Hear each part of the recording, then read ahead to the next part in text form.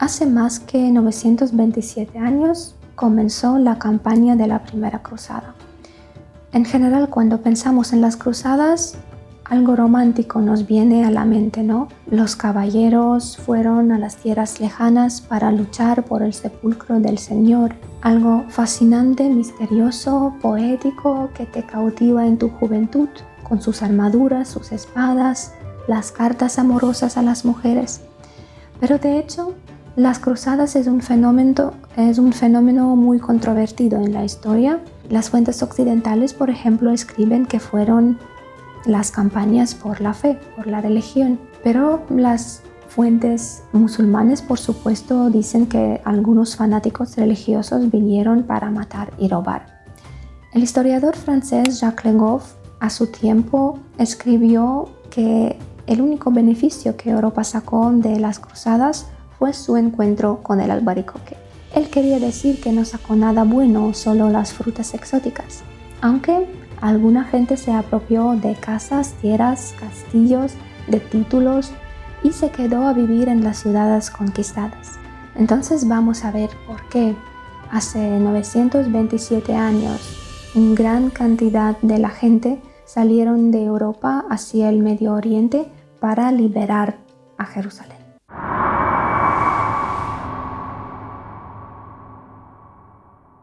¿Cómo se ve Europa en el año 1095? Su apariencia y su estructura social y política son muy diferentes a lo que tenemos hoy.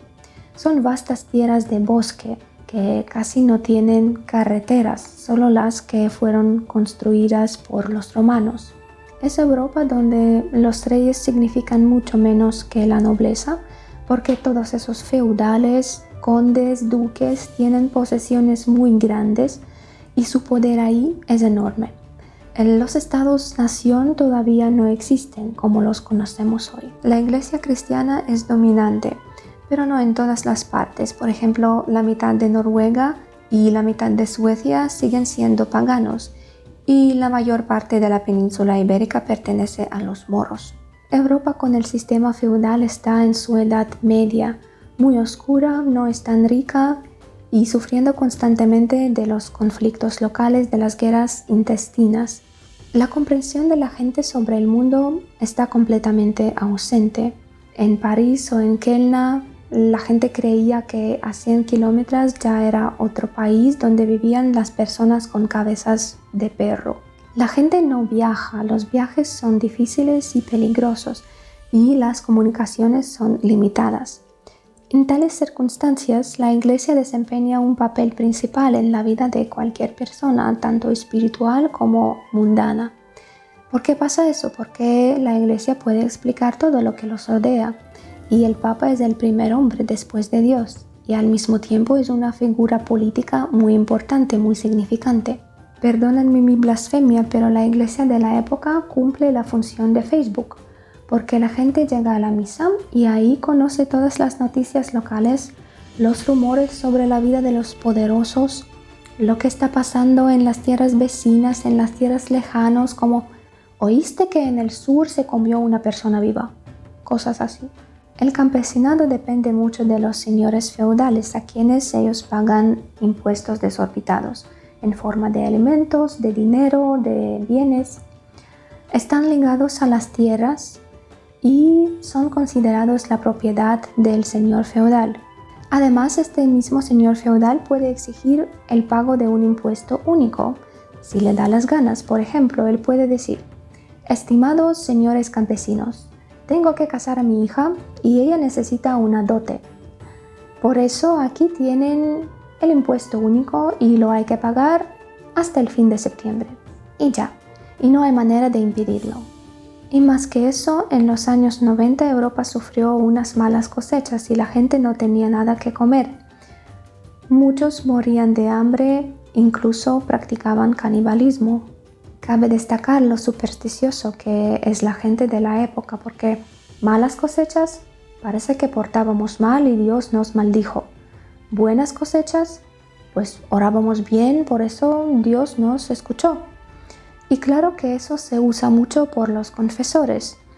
¿Por qué? Por la falta de conocimiento también, y los confesores sí que quieren compartir el poder con los reyes, con los feudales y dirigir a la vida de la gente, no solo de otro mundo, sino también de este mundo. ¿Y qué está pasando en otras regiones vecinas fuera de Europa? Pues en las tierras eslavas también dominan el feudalismo, la fragmentación política, los conflictos locales, la gente se come, se mata, todo lo que nos gusta. Pero el Oriente musulmán era un poco diferente en esa época. Ahí mandan los turcos selyúcidos que a fines del siglo XI se apoderaron de toda Asia Menor. Son comunidades bastante fuertes con una poderosa caballería y ellos subyugan a todas las tribus circundantes. Además, son personas que dominan perfectamente las matemáticas, que tienen excelentes arquitectos, que ya saben la medicina, la ciencia de curación y no te cortan la mano al ver una herida desconocida, la curan. También son personas que ya saben la gastronomía, tienen muchas especias y, se lavan, porque Europa es sucia en esa época y lavarse todavía no es y no será por mucho tiempo una rutina diaria. El Medio Oriente sí que se cuida, usa los aceites fragantes, las mujeres los usan y los adoran. Es decir, está 100 años por delante y consideran a los europeos como bárbaros con un nivel cultural muy inferior. Y de verdad los eran. El tercer gran sujeto en esta escena medieval es el Imperio Bizantino, es lo que queda después del Imperio Romano con su capital en Constantinopla. Ahora es la ciudad heroica de Estambul. Pues son las tierras lujosas y arquitectura preciosa. Bizancio es ortodoxo, tiene su propio patriarca y su emperador Alejo I Comneno.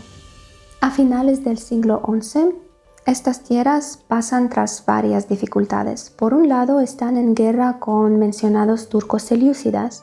En esta guerra ya perdieron casi toda Asia Menor. Por otro lado, los normandos de Sicilia los atacan constantemente. Luego los cumanos y los pechenegos. Y cuando ellos se van, vienen los hermanos eslavos y también los hacen pasar mal. Entonces el Imperio Bizancio está luchando en varios frentes y no es nada fácil. Hay que tener en cuenta también que en esa época ya existían ejércitos mercenarios porque las guerras intestinas, los conflictos locales no cesaban y cualquier imperio, cualquier estado, comunidades, lo que sea, todos necesitaban guerreros constantemente.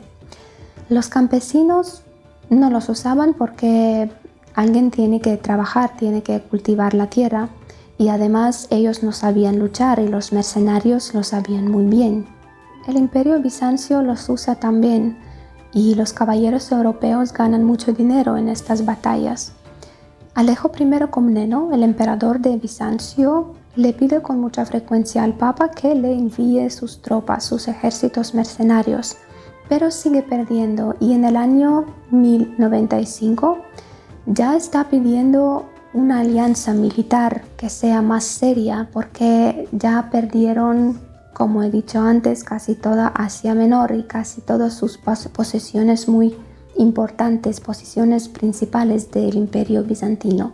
Recordamos también que unos 40 años antes, en 1054, ocurrió otro evento conocido como el Gran Cisma, que condujo a la división de la Iglesia cristiana en dos ramas: la Iglesia católica con el Papa en la ciudad heroica de Roma y la Iglesia ortodoxa con el patriarca en la ciudad de Constantinopla.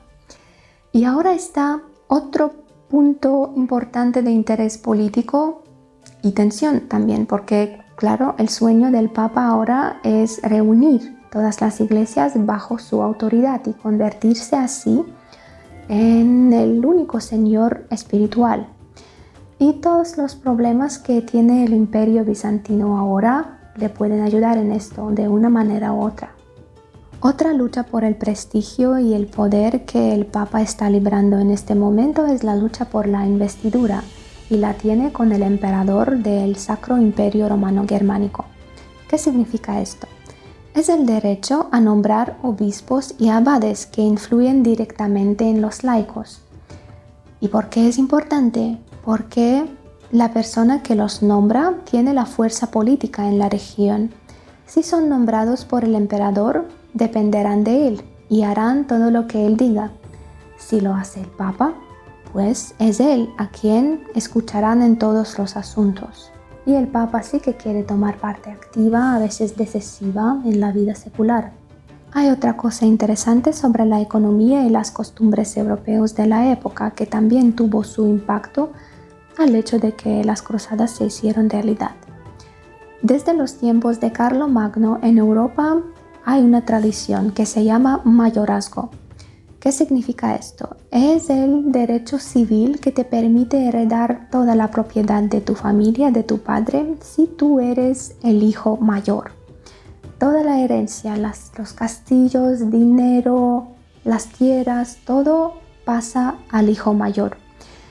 Y los que nacieron después no reciben nada. Entonces, ¿qué hacen esos hijos menores? ¿Harán la tierra como campesinos? Arar la tierra no piensan, ellos nacieron en familias nobles. Ellos lo único que saben hacer es agitar la espada y por eso ellos eligen entre dos opciones. Ellos buscan un contrato para luchar en varias guerras como mercenarios, como por ejemplo contra los moros en las tierras que hoy es España. O se convierten en bandidos, gangsteritos. Se agrupan en las bandas, sí, y atacan a los comerciantes, a los peregrinos, campesinos, a quien sea. Por ejemplo, un barco atraca en el río Sena para pasar la noche y unos 25 hombres nobles, hijos menores, lo atacan, arrastra todo el botín y se van. Muy típico para la época. Y con el tiempo Europa ya estaba llena de estas bandas de caballeros nobles que se dedicaban al robo descarado y molestaban mucho a la gente. Así que había que pensar en su uso más digno, ya que reescribir las leyes, pues, ¿para qué?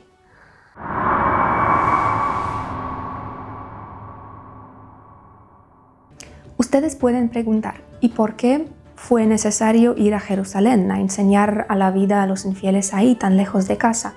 ¿Por qué no fueron a España, por ejemplo, al andaluz de esa época? Porque había un montón de los moros para mostrar su valentía. Y eso fue verdad y se usaban los mercenarios en esas tierras también. Lo que pasa es que ellos, aparte de su sueldo, comenzaron a quitarse las tierras, los castillos conquistados y entonces eso no le gustaban a los españoles para nada y con el tiempo dejaron de invitar a esos caballeros del norte. Resumiéndolo todo, ¿en qué situación está Europa antes de la primera cruzada? Pues la gente cree sinceramente y desesperadamente y la iglesia es su única fuente de la información. A todo el mundo le falta dinero, le falta tierras, sufren de malas cosechas, los campesinos sufren de los impuestos desorbitados, la nobleza menor sufre del mayorazgo y los comerciantes sufren de la nobleza menor. No podemos decir que el Papa era tan calculador que pensaba en la economía, en conquistar nuevas tierras. Él también creía, no era de otra época, aunque quería multiplicar su poder y su prestigio, claro. Al mismo tiempo, los peregrinos traen varios rumores del este, que los árabes, turcos, judíos y otros infieles oprimen a los cristianos, especialmente lo hacen en la Santa Tierra, en la ciudad de Jerusalén. La ciudad asociada con el nombre de Cristo es el principal santuario cristiano y ahora está bajo el dominio del califato fatimí de Egipto. Entonces se dice que los árabes no permiten a nadie acercarse a las reliquias cristianas, que no era cierto por un poco de dinero, pero permitían. Dicen que se mofan a los cristianos, que los matan, que les cortan los órganos reproductivos y todo eso se repite, se cuenta en las iglesias, en los mercados y claro que esa gente que cree que a 100 kilómetros ya viven personas con cabezas de perro entiende que sí, que es 100%, que todo esto es verdad. También hay varios predicadores. Uno de los más famosos era Pedro de Amiens, conocido como Pedro el Ermitaño. Él visitó la Tierra Santa de Jerusalén y confirma que sí que es verdad, que está llena de los cristianos asesinados, y lo hace con tanta energía que la gente lo escucha, lo cree y claro que se enfurece. Poco a poco Europa se queda obsesionada con el tema y con la necesidad urgente de salvar a Jerusalén. Y la situación ya está preparada, solo le falta una chispa, un mensaje claro para actuar. Y ese mensaje van a recibir. El 26 de noviembre de 1095, en la ciudad Clermont, en el corazón de Francia, el Papa Urbano II pronunció su discurso. Lo leeré. De los confines de Jerusalén y de la ciudad de Constantinopla nos ha llegado tristes noticias.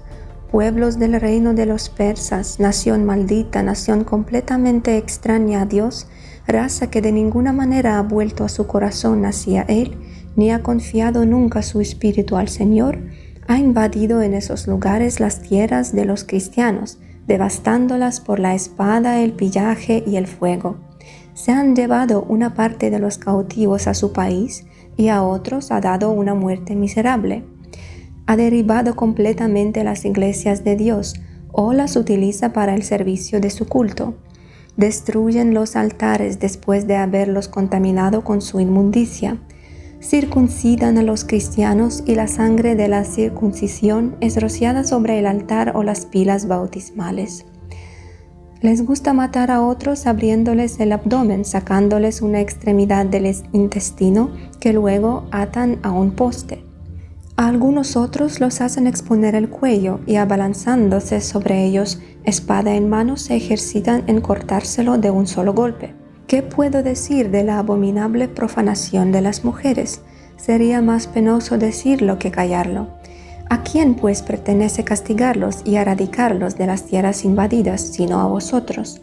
Que no os retenga ningún afán por vuestras propiedades y los negocios de vuestra familia, pues esta tierra que habitáis confinada entre las aguas del mar y las alturas de las montañas contiene estrechamente vuestra numerosa población, no abunda en riquezas y apenas provee de alimentos a quienes la cultivan.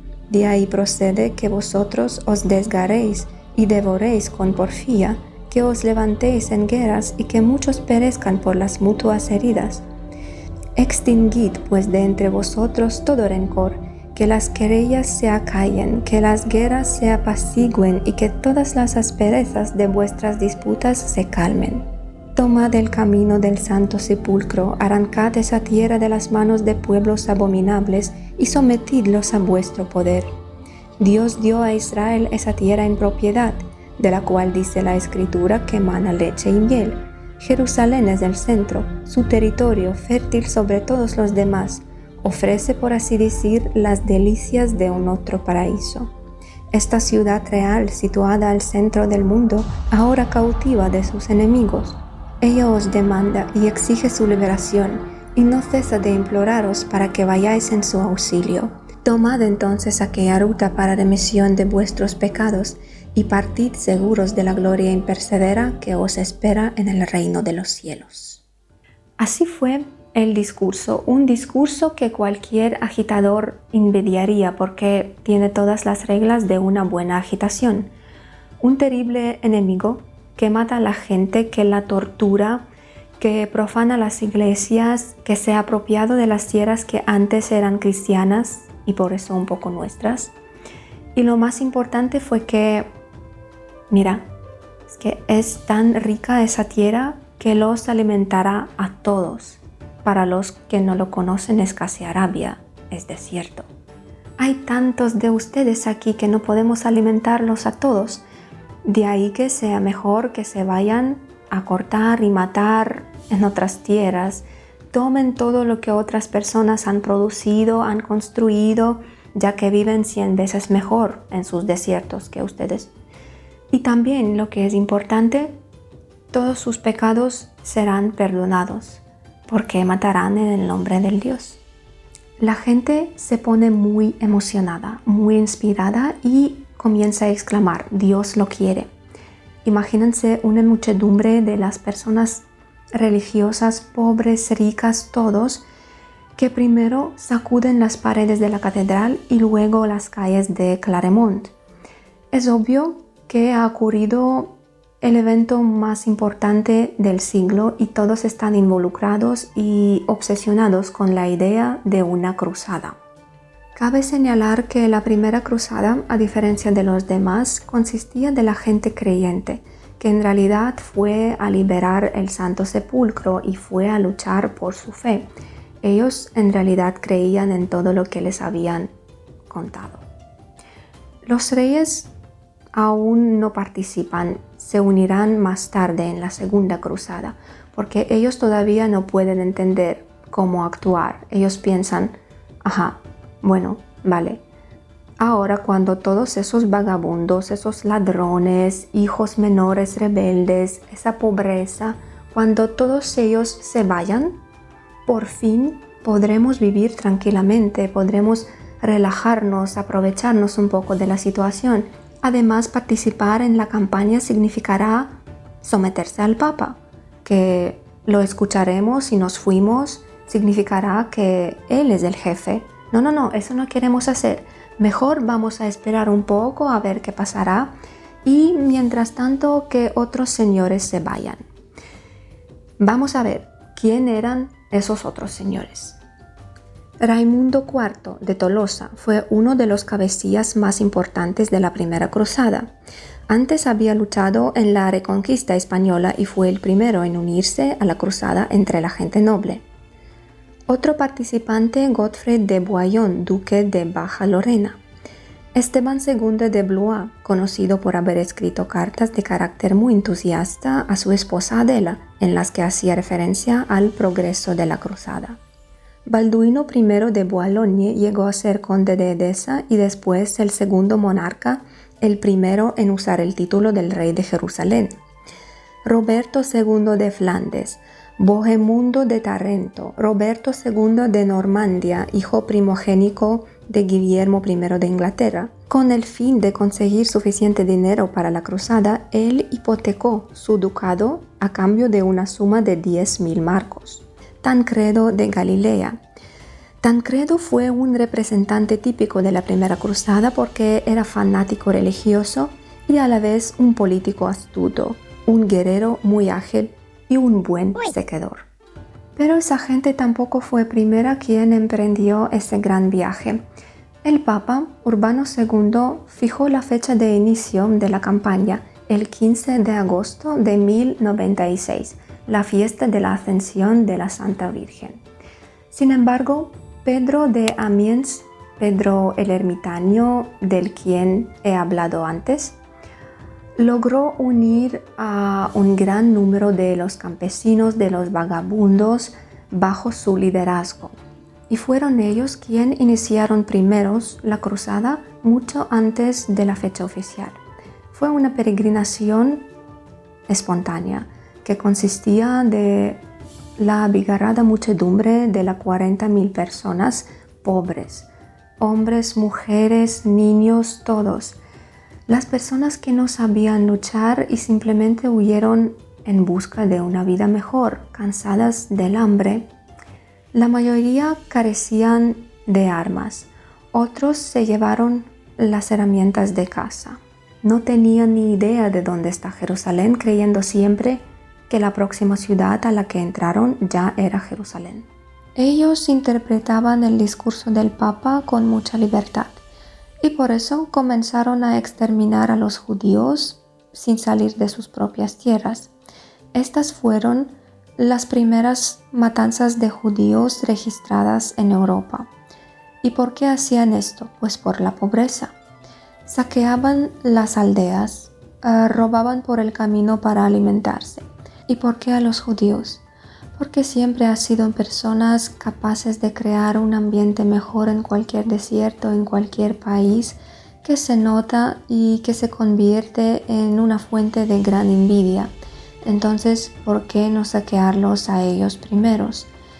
Maguncia, la ciudad en Alemania, se convirtió en la ciudad en un lugar de mayor violencia, con al menos 1.100 judíos muertos. Atravesaron Hungría y los Balcanes también y saqueaban ahí para comer y beber algo, pero eso no les gustó para nada a los gobernantes de esas regiones.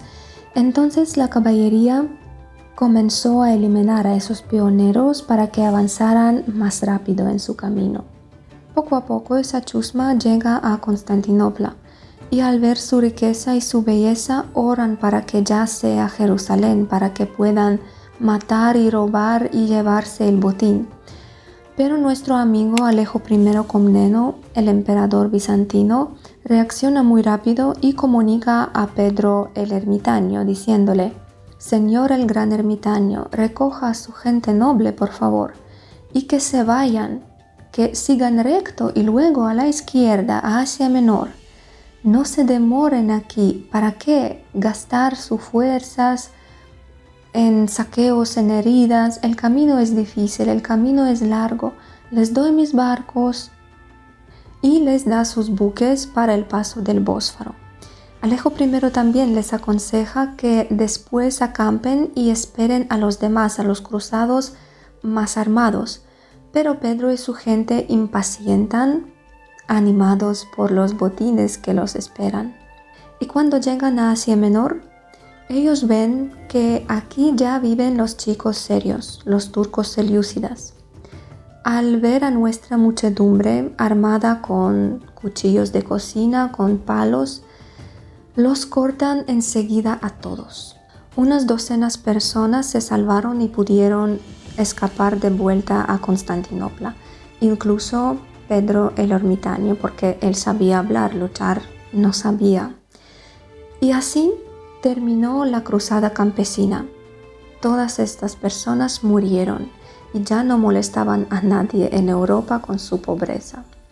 La caballería bizantina, que llegó más tarde en ayuda, lo único que pudo hacer es recoger los cadáveres en una montaña grande de 30 metros.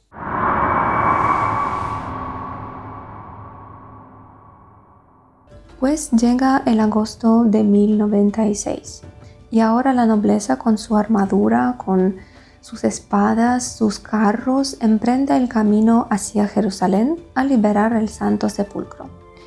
Parte de los caballeros siguen el camino de la pobreza a través de Hungría, pero ahora se comportan bien culturalmente y no molestan a los húngaros, entonces no hay conflictos. Otra parte va a través de Italia en barcos, al otro lado del mar Mediterráneo.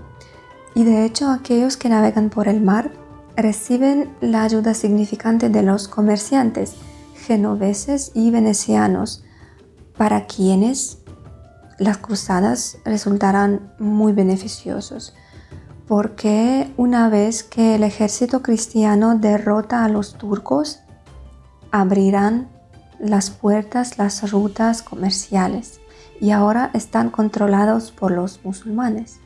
Por lo tanto, los comerciantes les dan a los cruzados su flota, las herramientas, las provisiones, las armas necesarias muy a menudo. El viaje hacia Constantinopla tomó un año y llegan ahí a esas tierras en agosto de 1097. Los recibe nuestro amigo bizantino Alejo I Comneno y les exige a los cruzados que le presten juramento vasallo. Y les dice: «Queridos caballeros cruzados, ahora van a atacar las ciudades que antes pertenecían a nosotros. Por lo tanto, les exijo que presten juramento vasallo, que cuando las conquisten a esas ciudades me las devolverán. Porque si no, no llegaremos a un acuerdo. Les damos dinero, los equipamos y tal. Por eso, por favor, no las saqueen y me las entreguen». La mayoría de los cruzados juran vasallaje, les dan dinero, les dan provisiones y ellos se van. Sin embargo, hay otros, como Tancredo de Galilea, quien no prestan juramento y dicen: «Camarada emperador, yo no soy tu vasallaje, aunque seas una persona respetable. pero he llegado para el botín militar y por lo tanto no te daré ningún juramento y actuaré a mi discreción. Cabe mencionar también que ya están bastante cansados de un año de camino. Claro que no son campesinos, son más educados, pero de todos modos la mayoría nunca había caminado tantas distancias y tan lejos de casa. Y de la misma manera, entrando en una ciudad, ellos preguntan: ¿ya es Jerusalén? ¿Podemos acabar con los infieles? Les dicen: no, espera un momento, es Budapest. ¿Y dónde está Jerusalén? No es tan lejos, ¿verdad? Dios lo sabe, más allá. Y ellos se van. Bueno, en Constantinopla creo que ya entendieron que no era Jerusalén, pero de todos modos, no hay navegadores y es muy difícil navegar para personas medievales, así que en sí mismo ya es muy agotador. Además, en Asia Menor es la primera vez cuando se encuentran con tanto calor. Los que luchaban en España a veces se enfrentaron con ello también, pero aquí el calor es terrible. Y más que eso, los turcos selyúcidos, según su buena tradición, envenenaron a todos los pozos por el camino de los cruzados. Entonces la gente bebe de esos pozos y mueren. Algunos padecen disentería que persigue a los cruzados y muchos no aguantan, se dan la vuelta y regresan a Europa. Y a los que siguen caminando los espera su primera lucha en la ciudad llamada Nicea. Esta ciudad está ubicada a orillas del lago Ascanio y esto es una importante intersección de rutas comerciales por las que se muevan los comerciantes y los ejércitos. Y esta ciudad está ubicada muy bien, protegida por la montaña de un lado y por el lago de otro lado. Y además está rodeada de las torres y de las fosos y no es nada fácil de tomarla. Los europeos tienen muy buenas tácticas. Ellos ya saben cómo asediar las ciudades semejantes. Ellos tienen fundíbulos también llamados trabuquetes. Es una arma medieval que lanza piedras a largas distancias. También tienen balistas, también una arma de asedio que lanzaba flechas o piedras. Tienen arietes y tienen torres de asedio. Torres de asedio es una estructura de 2 o 3 pisos que se ajusta a las paredes de la fortaleza. Desde los pisos superiores se puede disparar a los defensores y saltar a las paredes. Y los inferiores están protegidos por cueros de toro y escudos, y ahí hay algunos tipos sentados que cavan debajo de las murallas y dan impulso al ariete para abrir la brecha. Sin embargo, con todas esas armas y sus habilidades, los francos no pueden tomar la ciudad por mucho tiempo. Las asaltan 3 veces, pero no pueden bloquearla y no pueden aislarla de los alimentos porque hay un lago donde los turcos selyúcidos controlan todo y entreguen provisiones en cualquier momento, en cualquier cantidad. Entonces, los cruzados piden ayuda a Alejo I. Ellos mandan a sus muchachos, a sus mensajeros para pedir esa ayuda y Alejo I les envía sus barcos, les envía por tierra en grandes carros. Y entonces, así con el floto bizantino se puede aislar la ciudad de los alimentos. Entonces, ahora el hambre poco a poco está tomando la ciudad y los cruzados están esperando. Pero Bizancio no solo ha enviado a su flota. Alejo I Comneno está negociando con los turcos selyúcidas y les dice: miren muchachos, es mejor que se me rindan a mí. Porque esos tipos, si ellos toman la ciudad, los cortaron a todos enseguida. Violarán a las mujeres, las hijas, las madres, a todas. Se lo digo yo les conozco. Por eso, ríndanse a mí y les garantizo mi protección y su seguridad. Y se ponen de acuerdo y le abren sus puertas a Alejo Comneno. Y una vez por la mañana los cruzados se despiertan asombrados al ver que las puertas están abiertas y los bizantinos salen de la ciudad y dicen: queridos camaradas cruzados, muchas gracias por su ayuda. La ciudad ha sido tomada, todo bien, no hace falta ni matar, ni saquear, ni nada de eso. Ahora pertenece al imperio bizantino, porque han prestado juramento vasallo en Constantinopla, ¿verdad? Pues por eso ahora la ciudad es nuestra. Muchas gracias, adiós, les deseo mucha suerte y tal. La mayoría de los cruzados lo acepta y siguen caminando hacia Jerusalén porque de verdad han prestado su juramento vasallo. Pero hay otros como el mismo Tancredo o Boillon también que dicen: esperen un segundo, llevamos casi un mes luchando aquí. Hemos perdido mucha gente, miles de personas en esta batalla, miles de personas en otra batalla. Hemos llegado por el botín militar, ¿dónde está? Y los bizantinos les dan oro. Según el testimonio de sus contemporáneos, mucho oro. Y nuestros personajes piensan: vale, si nos dan tanto oro, ¿cuánto oro tienen dentro? Y casi provocan un conflicto nuevo con el imperio bizantino, pero los demás caballeros les humilan, les dicen: señores respetables caballeros, estamos en estas tierras para liberar el Santo Sepulcro y ahora ustedes se pelean uno con otro por el oro de nuestro hermano como si estuvieran en su casa también en sus conflictos locales. ¡Qué vergüenza! El ejército de Cristo sigue adelante y la segunda gran ciudad que se interpone en su camino es Antioquía, fortificada aún mejor que Nicea porque es el otro centro importante militar y de transporte, ubicado en mitad de camino entre Constantinopla y Jerusalén. Y esta ciudad no solo está protegida por las murallas, por los fosos largos y grandes, por la fortaleza en las montañas y por las torres, sino también tiene una ciudadela dentro de la ciudad. Y el 20 de octubre de 1097, los cruzados sitiaron la ciudad, comenzando el asedio que duraría casi 8 meses. Con todo el arma mencionada, no lograban entrar a la ciudad. Y solo la traición les ayuda a tomar Antioquía.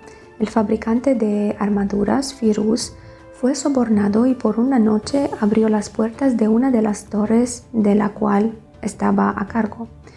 Los cruzados interrumpieron a la ciudad y literalmente en un par de horas mataron a todos los defensores a lo largo de las murallas y comenzaron a matar a la población civil. Lo único que no pudieron tomar fue la ciudadela. Al mismo tiempo, otros árabes liderados por un famoso líder militar, Kerboga, acudieron a la ciudad para ayudar a sus defensores, los defensores de Antioquía.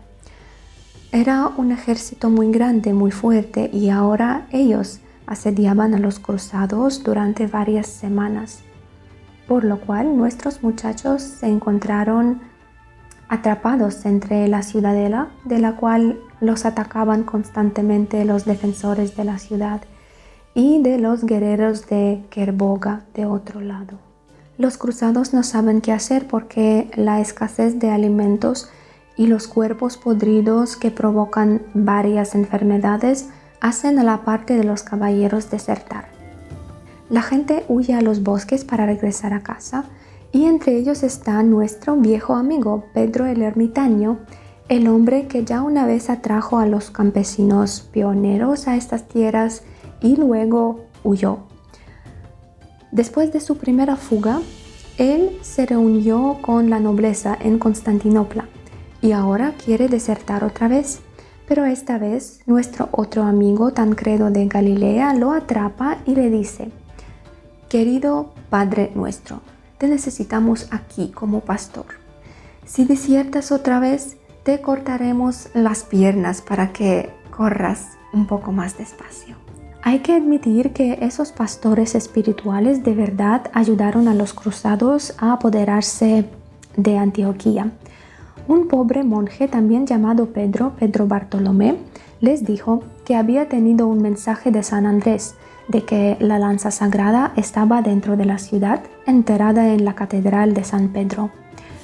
Pues es la lanza con la que un legionario romano perforó el cuerpo de Jesucristo, una de las reliquias más importantes de la Iglesia Católica. El monje dice: si encuentran la lanza, ganarán, si no, la muerte los espera. Pero claro que antes de eso, él mismo enterró a una lanza en un lugar indicado y añadió que ayunaran y oraran durante 5 días, lo que no era difícil porque de todos modos no había nada que comer. Y luego, al comenzar las excavaciones, claro que encontraron a esa lanza, lo que se convirtió en una fuente increíble de inspiración para todos los cruzados. Otra vez, la gente es oscura, la gente es ingenua, no tienen nada, solo tienen la fe y no hay más conocimiento. Entonces necesitaban un milagro.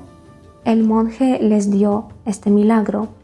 Seguramente hubiera gente que dudaba, pero la mayoría pensó que era un milagro milagrísimo. Posteriormente, la Iglesia Católica reconoció que fue falso, pero de todos modos el truco funcionó. El ejército cruzado, todos a la vez, salieron de las murallas de Antioquía y comenzaron a dispersar a los árabes a sangre fría. Luego se rindió la ciudadela. Cuando decimos que la gente que fue a la cruzada era virtuosa, era llena de Dios, todo eso fue verdad, pero al mismo tiempo ahogaron las ciudades en sangre. Eran fanáticos religiosos que no valoraban ni su propia vida ni la de los semejantes. ¿Cómo se combinaba con la fe? Tal vez del mismo modo como a veces se combina hoy. Por alguna razón misteriosa, la fe ha empujado a la gente a los pecados más graves en lugar de enseñar a crear su propia vida con sus propias manos. Durante los siglos de los milenios, la víctima y el violador cambian de lugar, pero la esencia no cambia. En el siglo XXI todavía la pobreza y analfabetismo están respetados en muchas partes de la tierra. Nos da pena, nos hace culpar a los ricos de toda la miseria de los demás, inventar razones para ocupar tierras con mana, leche y miel. Pero si son culpables o son concienzudos y pueden crear la vida en cualquier lugar en que se encuentren. Después de Antioquía, muchos se negaron a seguir adelante con la campaña. Por ejemplo, Bohemundo de Tarento quiso ser el príncipe de Antioquía y quedarse ahí. Balduino I de Bulión también se negó a seguir adelante, ocupó el condado de Edesa. En general, los chicos han apreciado el cálido clima turco y han decidido que no hace falta arriesgar más. Pero había otros que extrañaban mucho a su tierra natal, a su familia y regresaron ahí. Como por ejemplo Esteban II de Blois, que regresó a casa a su mujer Adela en 1098. Sin haber cumplido su voto cruzado de llegar a Jerusalén. En la madrugada del 7 de junio de 1099, los cruzados se acercaron a los muros de Jerusalén. En los últimos tiempos, esta ciudad había cambiado de manos varias veces y ahora estaba bajo el dominio del califato fatimí de Egipto. Según varios testimonios, la gente cae de rodillas y lloran. Aquí está esta ciudad santa a la que fueron durante largos 3 años. El ascenso religioso es sin precedentes, pero la ciudad está muy bien fortificada también. El 13 de junio empezó el primer asalto, pero no tuvo éxito. A lo largo de todas las murallas, en todas las torres arriba, había bolsas de algodón que amortiguaban los golpes de las flechas. Además, todavía no ha llegado la flota genovesa con alimentación, herramientas, armas. El 17 de junio llegan 6 barcos con todo esto y los francos comienzan a construir a sus torres de asedio, a llenar todos los fosos y en general prepararse para el segundo asalto. El 8 de julio marchan todos descalzos alrededor de la ciudad cantando salmos. Imagínense cómo se siente la gente dentro de la ciudad. Los defensores de Jerusalén comenzaron a maldecirlos y a hablar mal sobre las reliquias cristianas, lo que enfureció aún más a los cruzados. Por la noche las peleas disminuyen, pero nadie duerme esperando que el enemigo ataque. Por la mañana del 15 de julio, cuando todos los fosos ya están llenos, los cruzados pueden acercar sus torres de asedio a las murallas de Jerusalén sin ningún obstáculo y prender fuego a todas esas bolsas de algodón. Pues eso fue un punto de inflexión en el ataque, porque ahora lanzan las parelas de madera en las paredes y se apresuraron a la ciudad. Y ahora comienza una terrible matanza de todo el mundo. Hombres, mujeres, defensores, niños, musulmanes, judíos, algunos cristianos del este que vivían ahí en esta ciudad. Se dice que la sangre alcanzaba a las rodillas de los caballos. ¿Cómo pasaba esto? Pues los cruzados irrumpen en la casa, matan a toda la gente que está ahí, se llevan el botín y cuelgan su escudo en la puerta para marcar la casa. De esa manera algunos jefes cruzados intentaron a salvar las mujeres, los niños, dándose su estandarte, pero fue en vano porque otros cruzados luego llegaban, pues mataban a todos. Solo se salvó una parte de la guarnición protegida por el juramento de Raimundo de Tolosa, pero al mismo tiempo 2.000 judíos fueron encerrados en la sinagoga principal a la que se prendió fuego. La masacre termina al día siguiente, el 16 de julio, y con esa conquista finalizó la primera cruzada, que fue la única exitosa. Después de la caída de la ciudad, Godfrey de Bouillon se convirtió en el gobernante del reino de Jerusalén. Él rechazó ser coronado como rey, diciendo que no llevaría una corona de oro en el lugar donde Jesucristo había llevado una corona de espinas. Así que él tomó el título de protector del Santo Sepulcro o del príncipe. Tras la caída de Jerusalén, muchos cruzados volvieron a sus tierras de origen, pero muchos también se quedaron para defender las tierras conquistadas. Entre ellos fue, por ejemplo, Raimundo de Tolosa, que se dirigió a la ciudad Trípoli, ahora es Líbano, y ahí fundó el condado del mismo nombre. Otro personaje, Roberto de Normandía, que el hombre que había hipotecado Normandía para participar en la campaña, pues él regresó a su tierra y compró de vuelto su Normandía.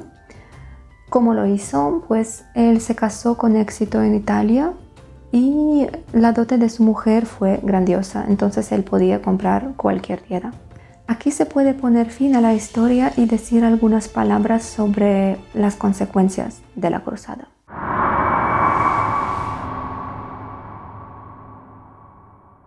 Después de la toma de Jerusalén, los europeos se apoderaron de la mayor parte de la costa mediterránea. Con la ayuda de los venecianos, genoveses y pisanos, ellos se capturaron varias ciudades portuarias que se convirtieron en fortalezas de los cruzados. También obtuvieron información sobre varias ciencias como las matemáticas, arquitectura, la medicina, la alquimia y conocimientos cotidianos como por ejemplo cómo organizar todo en casa, cómo construir un edificio, cómo establecer relaciones comerciales y tal. Aunque habría sido mejor si todo eso simplemente lo hubieran pedido.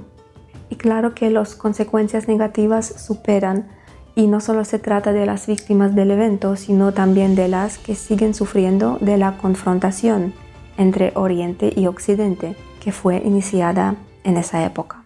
Y tal vez existe solo una manera de acabar con esta confrontación.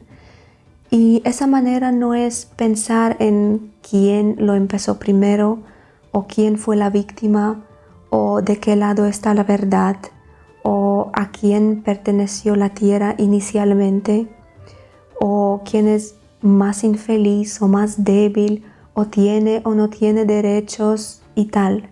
Tal vez hay que concentrarse en el comportamiento que sería correcto, sin mencionar ni naciones, ni religiones, ni nada de eso.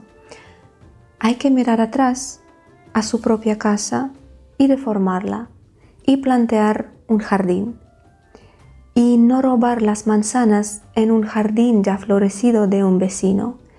Y si alguien carece de un conocimiento en algún campo, que vaya por el conocimiento y no por los resultados logrados por los demás. Muy a menudo decimos que alguna gente tiene suerte de nacer en algún país o en la familia particular, pero sí es correcto. Puede ser que esta persona nació en la familia donde saben asumir responsabilidades por sus hijos, nacidos o planeados, y desarrollarse, ahorrar dinero, estudiar, y eso es su fortuna, eso es su suerte.